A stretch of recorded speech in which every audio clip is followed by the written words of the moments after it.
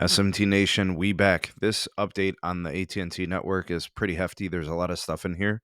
All right, so stick with me through the end of the video and make sure you get all the information enclosed here within this video. I've got a lot to cover, huge updates from AT&T. All right, so to get things started, we're going to be focusing on AT&T's 5G Plus connection. This is their dedicated mid-band 5G, which is kind of comprised of two different frequencies, but it's all within the same band. So the band itself is N77. All right, this is comprised of an upper frequency and a lower frequency. The upper frequency is 3700, sometimes referred to as C-band. The lower frequency within this band is 3450, sometimes referred to as DoD. In fact, the two frequencies were auctioned in two different auctions, and you guys probably are familiar with these names. You hear them all the time here on the channel, the podcast. We discuss this. All right, so AT&T, kind of unique. They ended up separating their N77 into these two frequencies through the auctions because they didn't get enough during the N77 auction, the first one for 3700. I don't blame them. They were able to save some money, but what happened here was that the FCC really dropped the ball, right? Making N77 two frequencies, they kind of screwed us over. The general public, the carriers, everybody's getting screwed. The FCC continues to be an utter failure. This goes back years. They've never done things right. Anyways, besides that, that's a topic for another video. I have some testing of both of these frequencies working together on the same channel simultaneously in combination. So we have an inter NR band aggregation of sorts. All right, and we didn't know that this was happening on the iPhone probably up until now, which I think it is, and I want to show you guys why I believe this to be the case. We have been seeing speed tests and connection logs on places like Reddit and other people making videos, and now that I've been able to kind of test this on my Samsung Galaxy S22, you'll see it pictured here on the screen. It's actually running on Project Genesis, which is Dish Wireless, but it is defaulting and connecting to the AT&T serving cell. All right, so it is exactly the same connection that you're going to see on the iPhone 14 Pro Max. Okay, so this test here you see shows a 33 ping, 6 jitter, 309 megabits down, and 9.8 megabits up. In and of itself, that's actually not a very inspiring connection or performance. This is from the upper level of the SMT HQ. The site is about a mile away. You would expect a little bit better than this. Me personally, I've been spoiled. The Verizon C-band connection has been really, really good. It'll get speeds, downlink double almost, and then the uplink, like 7-8 times faster. All right, and it also about a mile away. So in and of itself, just leave the performance out of it. I just want to show you guys something.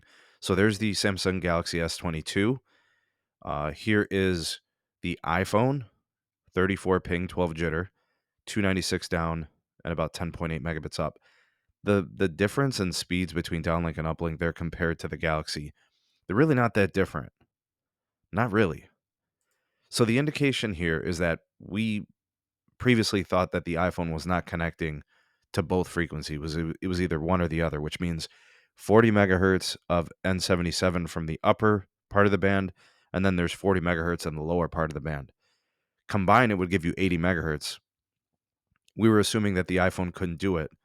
I'm able to confirm that the Samsung Galaxy S22 is aggregating the two parts of the band, and I want to show you guys how this works. Here is the connection log. All right, you will see it's connected to N77. I want you guys to turn your attention to the ARFCN identification number there, 651936. This is going to tell us what part of the band this is connected to, like what frequency. So I went over to Cell Mapper, and boom, 651936 indeed confirms 3700 frequency. That means that's the upper part of the band, what people refer to as C-band. Okay, so we've got that here. This is a 40 megahertz channel, okay? That is the primary NR band in this connection. You see a SINR of 11.5, that's decent. You like to see that number closer to 20 or even higher. That's an indication of a very clean signal. Usually when you're far from a site, that's where that number starts to dip. The RSRP, it's minus 100.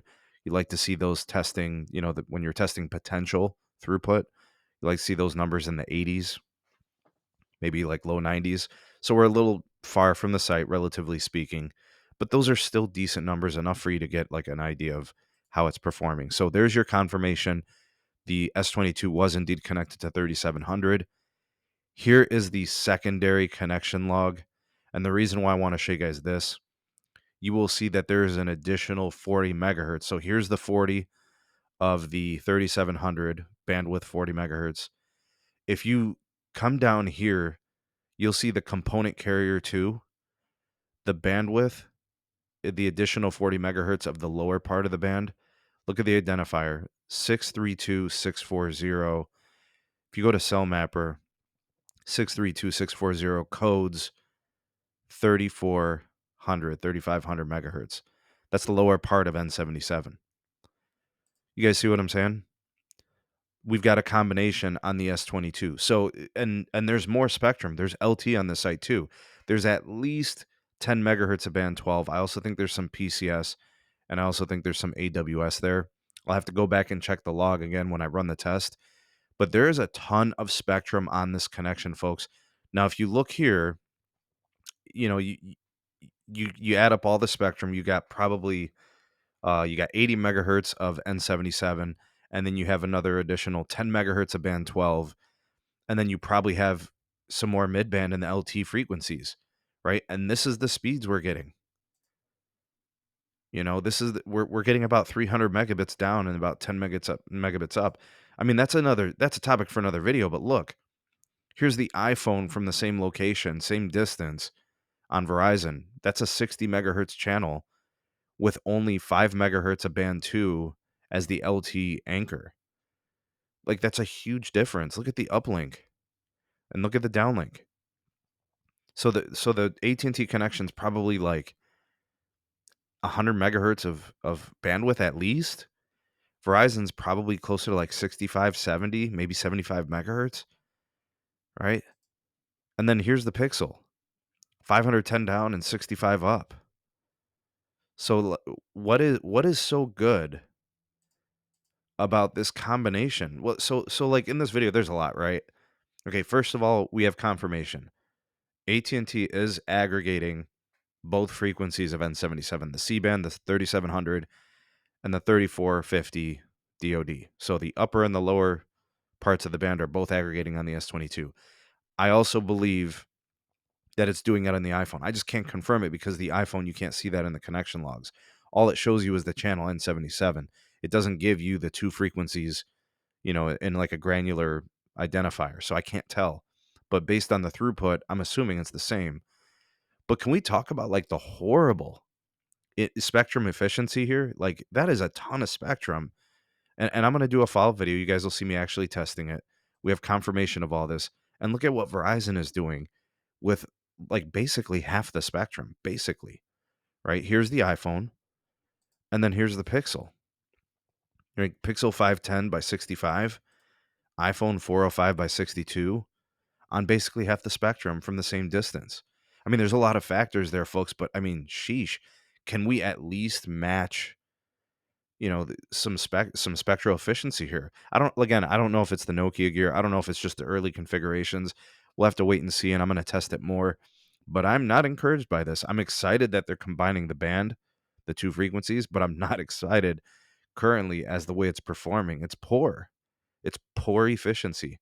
And we have high expectations here, and I got to call a spade a spade. I've been sticking it to AT&T lately because I have higher expectations than this.